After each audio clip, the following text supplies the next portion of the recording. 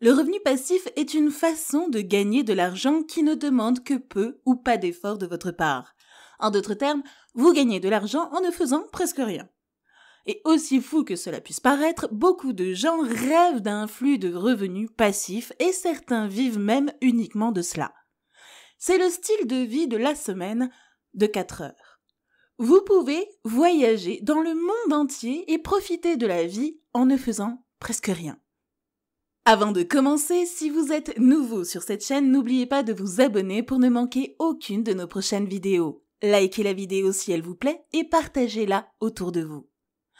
Alors évidemment, il y a de fortes chances que vous n'y arriviez qu'après des mois ou des années de dur labeur. Et toute personne qui vous dit que vous pouvez obtenir un revenu passif d'1 million d'euros en quelques mois sans travailler dur, vous ment. La plupart de ces soi-disant gourous qui vous disent le contraire ne sont même pas millionnaires eux-mêmes. Et pourtant, ils sont là à essayer de vous enseigner comment devenir riche. Il ne s'agit pas d'une de ces vidéos qui ont pour but de confirmer ce que vous savez déjà. Mon objectif aujourd'hui est de vous apprendre exactement comment vous pouvez développer un revenu passif en 6 mois sans investissement initial. Aussi fou que cela puisse paraître, vous pouvez le faire tant que vous respectez les règles, que vous travaillez dur et que vous restez concentré. Il existe de nombreuses façons de développer un revenu passif. Et l'immobilier et les dividendes ne sont pas les seules solutions. Maintenant, afin d'éviter de vous donner des conseils génériques, je vais m'en tenir à une seule méthode, qui me semble plus polyvalente. Tout le monde ne doit pas devenir un investisseur. Et tout le monde ne doit pas se lancer dans le commerce électronique. Il existe de nombreuses stratégies pour y parvenir et aujourd'hui, je vais vous décrire l'une d'entre elles. Une entreprise de service. Il ne s'agit donc pas de votre activité habituelle de commerce électronique ou d'expédition directe. C'est quelque chose de différent, dont peu de gens ont parlé, mais que vous devriez absolument envisager. Choisissez une compétence que vous pouvez offrir à distance. Il peut s'agir de n'importe quoi. Du montage vidéo à la conception ou même à la rédaction de textes. C'est à vous de choisir une compétence que vous connaissez déjà, ou du moins que vous avez un certain niveau d'expérience. Aujourd'hui, nous allons utiliser l'exemple de la rédaction. Mais vous pouvez vraiment utiliser n'importe quelle compétence, à condition que vous puissiez la proposer à distance. Cela signifie que vous devez être capable de tout faire, de la recherche du client à la livraison du produit final en ligne, sans avoir à rencontrer physiquement qui que ce soit. Cela vous aidera à développer une entreprise à distance avec des employés à distance et vous comprendrez bientôt pourquoi. Développez cette compétence pendant 30 jours. Vous ne pouvez pas développer décemment une compétence en 30 jours, mais pour que cette stratégie fonctionne, vous n'en avez pas besoin. Vous devez juste acquérir une compétence de base de la façon dont cette compétence fonctionne et comment faire la différence entre un produit de bonne et de mauvaise qualité. Dans le cas du copywriting, vous devez être capable d'écrire un texte simple et efficace et comprendre ce qui entre dans la création d'un texte décent. Mais vous ne devez pas nécessairement devenir un maître en la matière. Quoi qu'il en soit, l'objectif ici est d'être en mesure d'offrir cette compétence à un niveau d'entrée ou intermédiaire. Vous avez environ 30 jours pour le faire et vous pouvez certainement le faire en ligne gratuitement, à condition que vous soyez prêt à faire vos recherches. Si vous ne savez pas par où commencer, commencez par rechercher des sujets aléatoires concernant cette compétence, puis approfondissez votre recherche au fil du temps. Par exemple, si vous voulez développer des compétences en copywriting, vous allez commencer par un article de blog sur la façon d'écrire une bonne copie que vous avez trouvée sur Google. Vous le lisez, mais vous vous rendez compte que vous n'avez aucune idée de ce qu'est un CTA et comment attirer l'attention des gens avec des mots. Vous faites donc des recherches sur le CTA et découvrez qu'il s'agit de l'acronyme anglais Call to Action. Mais vous ne savez pas ce qu'il faut faire pour élaborer un bon CTA. Alors vous cherchez à comprendre. Il vous suffit de continuer à chercher les éléments manquants jusqu'à ce que vous ne trouviez plus rien qui ne soit pas clair. Si vous arrivez à ce point avant les 30 jours, vous devriez probablement prendre un livre. le lire et ensuite trouver d'autres sujets dans votre domaine de compétences que vous ne comprenez pas complètement. Puis continuer à faire des recherches sur ces sujets. Je pense que vous devriez consacrer au moins 2 heures à l'apprentissage chaque jour. Mais plus vous apprenez, plus vous augmentez vos chances de réussir après la première phase. Ensuite, devenez un travailleur indépendant. Pendant les 3 prochains mois, vous allez offrir cette compétence au marché au mieux de vos capacités. Pour ce faire, vous avez évidemment besoin d'un peu de temps pour vous habituer au processus et prendre l'habitude de traiter avec les gens. Vous pouvez certainement utiliser des sites web de freelance comme Upwork, Freelancer et Fiverr, 5euros.com. Mais il existe de nombreuses stratégies que vous pouvez utiliser pour trouver vos premiers clients. Nous allons les passer en revue dans 1 minute. Mais d'abord, il y a quelque chose que vous devez sérieusement comprendre. Vous représentez un risque en tant que débutante dans votre domaine. Vous représentez un risque pour vos clients. Pourquoi ? Parce que vous leur demandez de s'engager à vous payer sans tenir compte de votre peu ou pas d'expérience. Cela signifie qu'il est beaucoup plus difficile pour vous de garantir des résultats ou d'être cru. Les gens vont donc vous demander des travaux antérieurs, des échantillons, etc. Si vous n'avez pas d'échantillons, je vous invite vivement à en créer. Par exemple, si vous êtes rédacteur, vous pouvez commencer à inventer des produits et à rédiger des textes pour eux. Vous pouvez ensuite développer une étude de cas complète et l'ajouter à votre portfolio. Ce n'est pas difficile du tout, vraiment. Un autre bon moyen de réduire le risque de vos clients est la preuve sociale. Il s'agit d'un retour d'informations réelles de la part d'anciens clients qui parlent de votre efficacité et du nombre de résultats que vous pouvez générer. Maintenant, vous vous demandez probablement « Oui, j'ai compris ».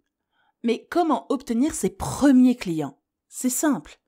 En utilisant la 3e stratégie pour réduire le risque du client, la réduction du prix.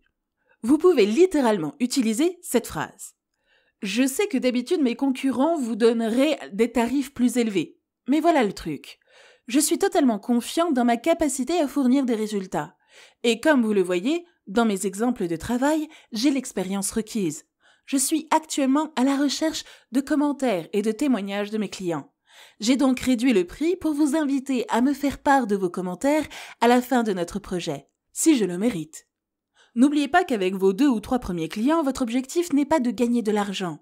Votre objectif est d'obtenir les commentaires et les témoignages dont vous avez sérieusement besoin pour atteindre un certain niveau de crédibilité. Le problème, c'est que la plupart des gens ne sont pas prêts à le faire parce qu'ils ont un gros ego. Mais voici la réalité. Le marché décide de votre valeur réelle.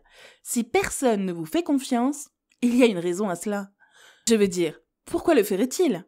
Vous n'avez aucune expérience, aucun retour d'expérience, rien à montrer.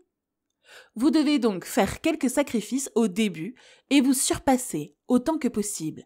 Les stratégies que vous pouvez utiliser pour trouver des clients, les sites web de freelancing sont excellents, mais il existe d'autres stratégies que vous pouvez également appliquer.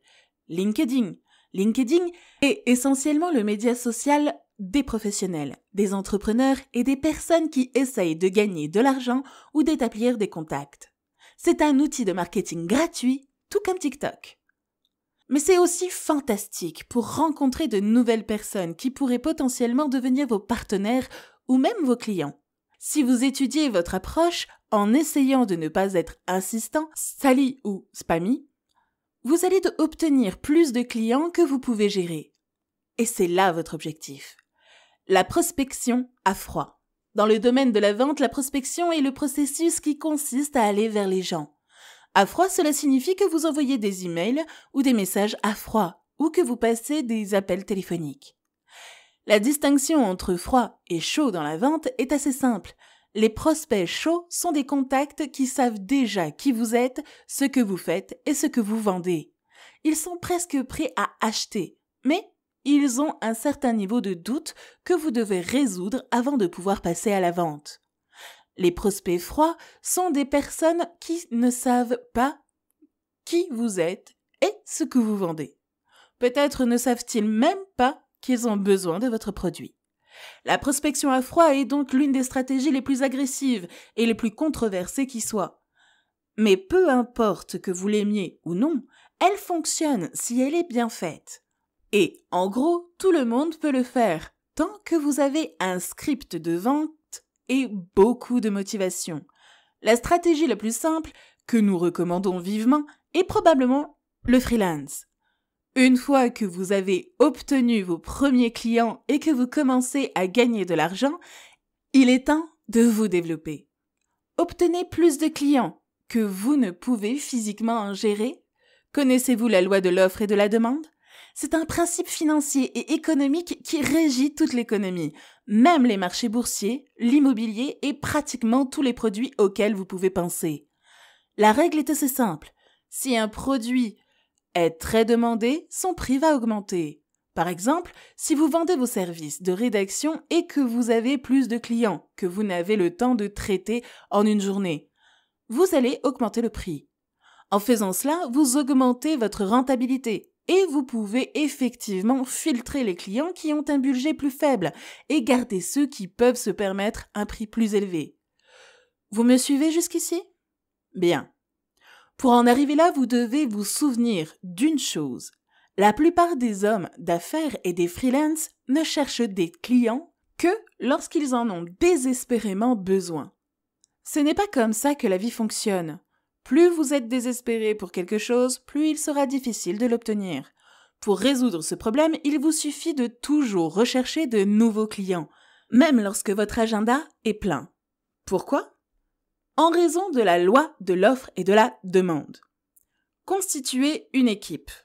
Maintenant, le voyage passif commence. Environ 5 mois sont passés. Vous avez beaucoup de clients et vous avez un peu d'argent. Maintenant, vous allez engager une équipe à distance qui va travailler pour vous. Votre objectif est de déléguer le travail à votre équipe et de garder un pourcentage des bénéfices. Tout ce que vous aurez à faire à partir de ce moment-là, c'est de suivre les progrès et de décider qui va travailler sur quoi. Au bout d'un certain temps, vous pourriez même embaucher quelqu'un qui gère l'équipe, de sorte que vous n'auriez littéralement rien à faire. Cependant, je garderai personnellement un œil sur l'équipe pendant un certain temps. La règle est que je vais vous microgérer jusqu'à ce que je vous fasse 100% confiance. Pour trouver une équipe décente qui sera prête à faire la guerre pour vous, vous devez avoir vos compétences en place. Par exemple, si vous êtes rédacteur et que vous recherchez des membres pour votre équipe, vous devez faire passer des entretiens à un maximum de personnes avant de les engager. Vous devrez être sûr à 100% qu'ils savent ce qu'ils font et qu'ils ne ruineront pas la réputation de votre entreprise par un mauvais service et l'absence de résultats. Une fois que vous avez mis votre équipe en place, vous n'avez plus de limites. Chaque fois que vous avez trop de clients, engagez un nouveau freelance. Vous déléguez le travail et vous avez terminé. C'est logique. Bien.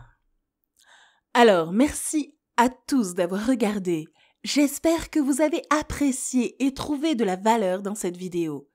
Si c'est le cas, allez-y et donnez-lui un pouce en l'air. Si vous êtes nouveau ici, bienvenue et abonnez-vous pour plus de contenu comme celui-ci. Avec tout ce qui a été dit, passez une bonne journée et je vous verrai tous dans la prochaine. À très bientôt sur Espace Motivation.